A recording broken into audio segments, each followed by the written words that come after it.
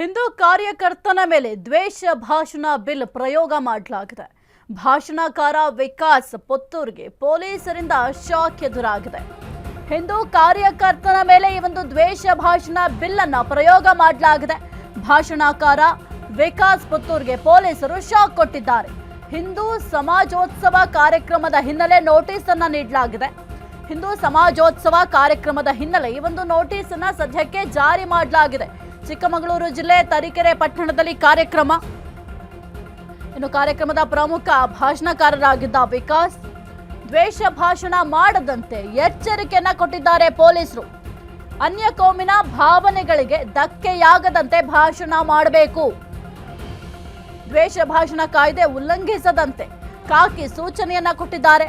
ಭಾಷಣದಲ್ಲಿ ದ್ವೇಷ, ಹಿಂಸೆಗೆ ಪ್ರಚೋದನೆ ನೀಡುವಂತಿಲ್ಲ. ವಿಕಾಸ್ ಪುತ್ತೂರ್ಗೆ ಪೊಲೀಸ್ ಇಲಾಖೆಯಿಂದ ನೋಟಿಸ್ ಅನ್ನ ನೀಡಲಾಗಿದೆ. 4 ಕಾರಣ ನೀಡಿ ನೋಟಿಸ್ ಅನ್ನ ಪೊಲೀಸ್ ಇಲಾಖೆ ನೀಡಿದೆ.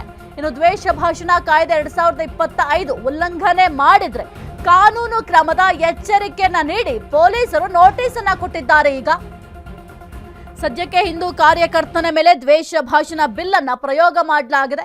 ಈ ಒಂದು ದ್ವೇಷ ಭಾಷಣ ಬಿಲ್ಗೆ ಏನು ಜಾರಿ ಮಾಡಬೇಕು ಅಂತ ಓಡಾಡ್ತಾ ಇದ್ರು. ಆ ಒಂದು ಸಂದರ್ಭದಿಂದಲೂ ಕೂಡ ಪರ ವಿರೋಧದ ಚರ್ಚೆ ನಡೀತಾ ಇದ್ದು ಬಿಜೆಪಿಯವರು ಕೂಡ ಭಾರಿ ಆಕ್ರೋಶವನ್ನ ವ್ಯಕ್ತಪಡಿಸ್ತಾ ಇದ್ರು. ಈ ಒಂದು ದ್ವೇಷ ಭಾಷಣ ಬಿಲ್ ಏನಾದ್ರೂ ಜಾರಿ ಆದ್ರೆ ವಾಕ್ ಸ್ವಾತಂತ್ರ್ಯವನ್ನ ಕಸಿದಂತಾಗತ್ತೆ. ನಮಗಿರುವ ಒಂದು ವಾಕ್ ಸ್ವಾತಂತ್ರ್ಯವನ್ನ ಕಸಿಲಿಕ್ಕೆ ಅಂತ ಈ ಒಂದು ಬಿಲ್ ಅನ್ನ ಜಾರಿ ಮಾಡಲಿಕ್ಕೆ ಪ್ರಯತ್ನ ಮಾಡ್ತಾ ಇದ್ದಾರೆ ಎಂಬ ಆರೋಪವನ್ನು ಕೂಡ ಮಾಡಿದ್ರು. ಅದರ ಬೆನ್ನಲ್ಲೇ ಈಗ ಈ ಒಂದು ದ್ವೇಷ ಭಾಷಣ ಬಿಲ್ ಹಿಂದೂ ಕಾರ್ಯಕರ್ತನ ಮೇಲೆ ಪ್ರಯೋಗ ಮಾಡಿದ್ದಾರೆ. ಭಾಷಣಕಾರ ವಿಕಾಸ್ ಪುತ್ತೂರ್ಗೆ ಪೊಲೀಸರು ಈಗ ಶಾಕ್ ಅನ್ನ ಕೊಟ್ಟಿದ್ದಾರೆ. ಹಿಂದೂ ಸಮಾಜೋತ್ಸವ ಕಾರ್ಯಕ್ರಮ ಇದೆ. ಇದರ ಬೆನ್ನಲ್ಲೇ ಈಗ ಪೊಲೀಸರು ಅಲರ್ಟ್ ಆಗಿ ಈ ಒಂದು ನೋಟಿಸ್ ಅನ್ನು ಕೂಡ ಜಾರಿ ಮಾಡಿದ್ದಾರೆ. ನಿನ್ನೆ ತರೀಕೆರೆ ಪಟ್ಟಣದಲ್ಲಿ ಒಂದು ಶೋಭಾಯಾತ್ರೆ ಕೂಡ ನಡೆದಿತ್ತು. ಇನ್ನು ಚಿಕ್ಕಮಗಳೂರು ಜಿಲ್ಲೆ ತರೀಕೆರೆ ಪಟ್ಟಣದಲ್ಲಿ ಕಾರ್ಯಕ್ರಮ ಇದೆ. ಕಾರ್ಯಕ್ರಮದಲ್ಲಿ ಪ್ರಮುಖ ಭಾಷಣಕಾರರಾಗಿದ್ದ ವಿಕಾಸ್ ಅವರು ಈ ಒಂದು ದ್ವೇಷ ಭಾಷಣ ಮಾಡಬಾರದು ಅಂತ ಪೊಲೀಸರು ಈಗ ಎಚ್ಚರಿಕೆಯನ್ನ ಕೊಟ್ಟಿದ್ದಾರೆ. ಒಂದು ವೇಳೆ ಏನಾದ್ರೂ ದ್ವೇಷ ಭಾಷಣವನ್ನ ಯಾರಾದ್ರೂ ಮಾಡಿದ್ರೆ ಅವರ ವಿರುದ್ಧ ಕಠಿಣ ಕ್ರಮವನ್ನ ಜರುಗಿಸಬೇಕು ಅಂತ ಈ ಒಂದು ದ್ವೇಷ ಭಾಷಣ ಕಾಯ್ದೆ 2025ರಲ್ಲಿ ನಮೂದಾಗಿದೆ.